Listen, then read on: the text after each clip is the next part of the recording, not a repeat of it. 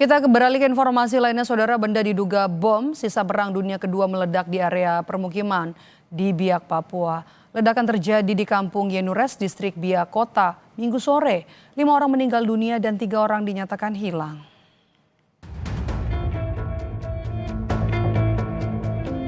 Benda diduga bom sisa Perang Dunia Kedua meledak di area permukiman di Biak, Papua. Ledakan terjadi di Kampung Yenures, distrik Biak Kota, Minggu sore. Besarnya ledakan terekam dari kamera pemantau atau CCTV di area Pelabuhan Biak atau tepat dari seberang permukiman. Akibat ledakan, 6 rumah rusak parah dan belasan rumah lainnya rusak ringan.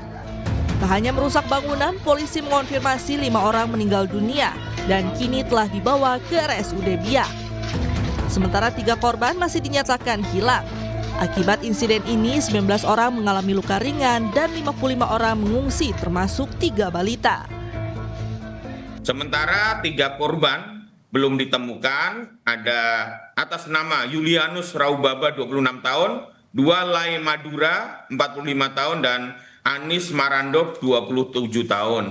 Sementara memang sudah ditemukan beberapa bagian tubuh di lokasi maupun di perairan atas bantuan rekan-rekan nelayan dan juga Basarnas dari kantor Biak. Polisi hingga kini belum menggelar olah TKP. Olah tempat kejadian perkara nantinya menunggu tim penjinak bom dari Satbrimob Polda Papua menyelesaikan proses sterilisasi. Polisi menduga benda yang meledak Minggu sore adalah bom sisa Perang Dunia Kedua. Hal ini karena Pulau Biak menjadi pangkalan udara Jepang pada saat Perang Dunia Kedua berlangsung. Kita ketahui bahwa Biak sebelumnya adalah pangkalan armada milik Kekaisaran Jepang yang direbut oleh sekutu pada tahun 1944 dan selama ini banyak peninggalan-peninggalan baik kapal, pesawat maupun barang-barang yang berkaitan dengan Perang Dunia Kedua ditemukan di wilayah Biak dan perairan Biak.